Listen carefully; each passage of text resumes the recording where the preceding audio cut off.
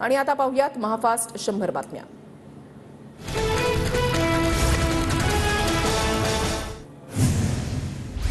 शिंदेगडाचे निम्मे आमदार ठाकरेंच्या संपर्कात, वडेट्टीवारांचा दावा। तर लोकसभेच्या जागावाटपावरून ना घरका ना घाटका अशी शिंदेच्या खासदारांची अवस्था, वडेट्टीवारांची टीका। ठाकरे गटाचे नेते संजय राऊतांचा 3 दिवस सांगली दौरा, चंद्रहार पाटलांच्या प्रचारासाठी राऊत सांगलीमध्ये। सांगली भिवंडीमध्ये उमेदवार जाहीर केले, हा आघाडीचा धर्म नाही। वरिष्ठ नेते आघाडी धर्म पाळत नसतील तर कार्यकर्त्यांमध्ये रोष निर्माण होणार। सांगली आणि भिवंडीच्या जागेवरून नाना पटोलेंची नाराजी। रामटेकमध्ये काँग्रेसने उमेदवार दिला, आम्ही काही बोललो नाही। आघाडी धर्म सगळेच पाळतात, रामटेकमध्ये काँग्रेसचा प्रचार करू। संजय राऊतांचा नाना पटोलेंना पलटवार। हायकमांड जो निर्णय देईल त्यानुसार काम करणार, सांगलीच्या जागेवरून राऊतांनी केलेल्या वक्तव्यावर काँग्रेसच्या विजय वडेट्टीवारांची प्रतिक्रिया। एका ठिकाणी गडबड झाली की इतर जागांवर परिणाम होता, तर सांगलीच्या जागेवरून भास्कर जाधवांचा सूचक इशारा। आम्हाला काय इशारा देताय, आम्ही इशारा खपवून घेणार नाही। सांगलीवरून भास्कर जाधवांनी दिलेल्या इशाऱ्यावर पटोलेंचं वक्तव्य। संजय राऊतांच्या सांगली दौऱ्याकडे काँग्रेस नेत्यांची पाठ, काँग्रेसचे नेते राऊतांच्या दौऱ्यामध्ये सहभागी होणार नाहीत। सांगलीच्या जागेवरून काँग्रेसची ठाकरे गटावर नाराजी। सांगलीत लोकसभा निवडणूक आम्हीच लढणार, नाराज कार्यकर्त्यांची समजूत काढण्याचं काँग्रेसचं कर्तव्य। सांगलीच्या जागेवर खासदार संजय राऊतांचं वक्तव्य। आज किंवा उद्या सांगलीचा विषय सुटलेला असेल, महाराष्ट्र काँग्रेसचे प्रभारी रमेश चेन्नीथला यांची सांगलीच्या जागेवर प्रतिक्रिया। विशाल पाटील संसदेमध्ये कसे जातील याची काळजी आणि पुढाकार शिवसेना घेईल, सांगली दौऱ्यादरम्यान संजय राऊतांकडून विश्वास व्यक्त। मतांसाठी पटोलेंनी गिधाडाच्या वृत्तीनं वागू नये, पटोलेंच्या संजय धोत्रेंवरील वादग्रस्त विधानावरून बावनकुळेंचा पटोलेंवर घणाघात। अकोल्याचे भाजप खासदार व्हेंटिलेटरवर, पण निवडणुकीतच त्यांचा व्हेंटिलेटर काढतील, पटोलेंनी केलं होतं वक्तव्य। शिंदेगडाच्या 4 ते 5 खासदारांवर लढण्याची वेळ, शिंदे गटामधील खासदारांच्या उमेदवारीवरून चंद्रकांत खैरेंची टीका। तर बंडखोरांना पुन्हा घेणार नाही, ठाकरेंनी आधी स्पष्ट केलंय, खैरेंचं वक्तव्य। नाशिकमधून छगन भुजबळांची उमेदवारी जाहीर होण्याची शक्यता, देवेंद्र फडणवीस आणि अजित पवारांमध्ये काल नाशिकच्या जागेवर चर्चा। भुजबळांना उमेदवारी जाहीर झाल्यास हेमंत गोडसेंच्या भूमिकेकडे लक्ष। भुजबळ कुटुंबियांकडून नाशिक जिल्हा बँकेचे कर्ज भरण्यास सुरुवात, छगन भुजबळ नाशिक लोकसभा लढणार असल्याची चर्चा। तर कुठलीही अडचण न येण्यासाठी कर्ज भरण्यास सुरुवात। माझा हेमंत गोडसेंप्रमाणे भुजबळांना सुद्धा विरोध, मवियाच्या उमेदवाराला पराभूत करण्यासाठी मराठा उमेदवार हवा। भुजबळांनी मराठा समाजाविरोधात केलेल्या वक्तव्याचा महायुतीला नाशिकमध्ये फटका बसू शकतो, भाजपचे इच्छुक उमेदवार दिनकर पाटलांचं वक्तव्य। काँग्रेस पक्षाकडून लोकसभा निवडणुकीसाठीचा जाहीरनामा प्रसिद्ध, जाहीरनाम्यामध्ये सामाजिक समता, युवा वर्ग, महिला, शेतकरी, आर्थिक नीती, पर्यावरण सुरक्षा या बाबींचा समावेश।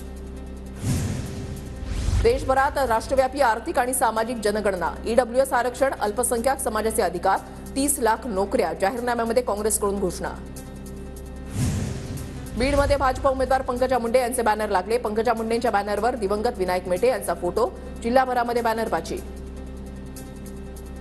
बीडमधून पवार गटाकडून उमेदवारी मिळाल्यावर बजरंग सोनवणेंकडून प्रचाराला सुरुवात, बीडमध्ये बजरंग सोनवणेंचं जागोजागी स्वागत। बीडमध्ये पंकजा मुंडेंचं आव्हान वाटत नाही, प्रीतम मुंडेंच्या कामांवर जनता समाधानी नाही, तर धनंजय मुंडे कुणासोबत हे सांगता येणार नाही, बजरंग सोनवणेंचा मुंडे बहीण भावावर निशाणा। हिंगोलीच्या जागेवरून मवियामध्ये नाराजी नाट्य सुरूच, हिंगोली लोकसभेसाठी इच्छुक असलेले माजी मंत्री जयप्रकाश दांडेगावकर, आमदार प्रज्ञा सातव आणि रुपाली गोरेगावकर निष्क्रिय, नेते सक्रिय होत नसल्यानं मवियाला फटका बसण्याची शक्यता।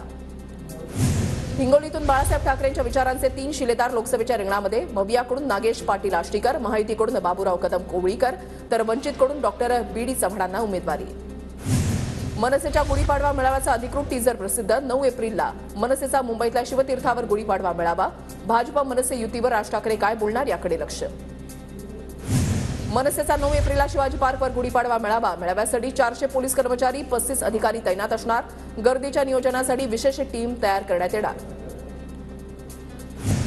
विदर्भातील कडाक्याच्या उन्हामध्ये प्रचाराचा धुरळा, भर उन्हामध्ये रामटेकचे उमेदवार राजू पारवेंचा जोरदार प्रचार, विदर्भामध्ये उष्णतेच्या लाटेचा इशारा असताना सुद्धा प्रचार सुरूच। सुनेत्रा पवार यांनी घेतली माजी खासदार नाना नवलेंची सदिच्छा भेट, नाना नवलेंनी आशीर्वाद देत तिला जुन्या आठवणींना उजाळा, अजितदादांनी वेळोवेळी केलेल्या सहकार्याबद्दल नाना नवलेंकडून कौतुक। सुनेत्रा पवारांच्या प्रचारार्थ देवेंद्र फडणवीसांची आज इंदापूरमध्ये जाहीर सभा. दुपारी 4 वाजता सभेला सुरुवात होणार. सुनेत्रा पवारांसाठी मुख्यमंत्री एकनाथ शिंदे मैदानात. बारामतीच्या प्रत्येक विधानसभा मतदारसंघामध्ये आढावा बैठक घेणार. बारामतीमध्ये संपर्क प्रमुखांना बैठका घेण्याच्या सूचना. वसंत मोरे आज अकोल्यामध्ये प्रकाश आंबेडकरांची भेट घेणार. मोरेंचा आज वंचितमध्ये पक्षप्रवेश होण्याची शक्यता. वसंत मोरेंकडून ससून रुग्णालय प्रशासनाला उंदीर पकडण्याचा पिंजरा भेट. 3 दिवसांपूर्वी उंदीर चावून एकाचा मृत्यू झाल्याच्या आरोपानंतर मोरेंकडून पिंजरा भेट.